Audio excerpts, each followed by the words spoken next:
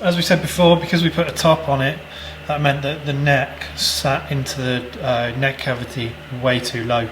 So we've put a piece on the back that's all glued up and in place now. I'm going to take a small block plane, low angle block plane, and just try and take away the edge of that, get it level with the neck so that it will fit into that neck pocket. So of course we needed to put that into a vise before we started using the little block plane. And here we are, all clamped up, steady and ready to go.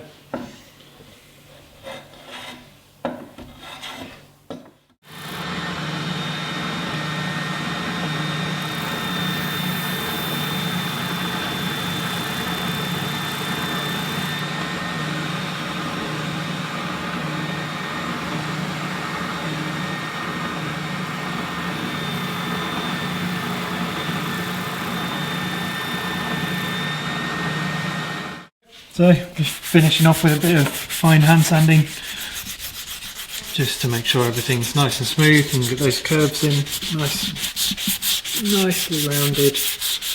It is a law that all guitar building apprentices spend at least half of their time hand sanding things. I'm just trying to match up the level and the smoothness of the rest of the neck now. Because you already hand sanded the rest of the neck beforehand. Yes. I'd already done that, and now I've changed the shape of it ever so slightly. We're dusty. Howard has put the bottom cap on the neck and sanded it all down. It's a fairly standard vintage C shape, and we will leave it at that. If somebody does buy this guitar in the long run and they want a smaller neck, we can always come back and redo that. And well, that's ready for finish. Apart from those edges need running over a little bit more. And didn't do any edges. Well, there we go, he didn't do any edges. Talking about edges, this body came, well, we've sanded it down. It came very, very rough sanded, 40 grit at best. And the edges are sharp and uncomfortable. Now, the easy thing to do would be to go on a router and a table router or something with a half round bit and go, and you know, there we go. But we can be a little bit more interesting. What I would suggest is go at it with a file. Just round those edges off to about 2 millimeters in from each edge. But as you come to an inside part, like that, make it about 7 millimeters. And then back out again to there. And the same thing in where your hand goes. Make it fairly big. And then go in. That didn't go quite so smoothly. And what that does is, instead of having a slab guitar, you've got something which feels a bit more organic and a bit more comfortable.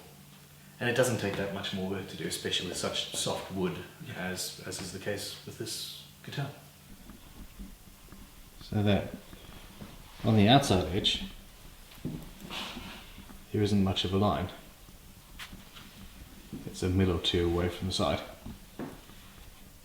But in the waists, that's what it is. You have a bigger cut. And well, I've explained that. It will look lovely. You see how Howard is using his finger as a depth stop as he draws. So I've got a Japanese saw file and a nice curved rasp. Japanese saw files flat. I can use this for doing the convex pieces. Curved file used for doing the concave. So I'm actually going to work this twice, really. I'm going to come to my line and get my edges the right depth first, and at a nice shallow angle, and then start to round them.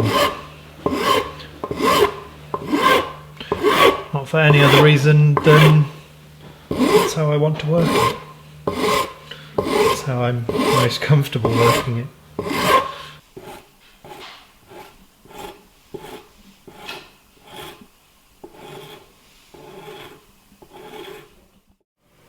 Right, all done. That is rough sanded, shaped, carved, ready for fine sanding and finishing. We have hand sanding. I love random orbital sanders.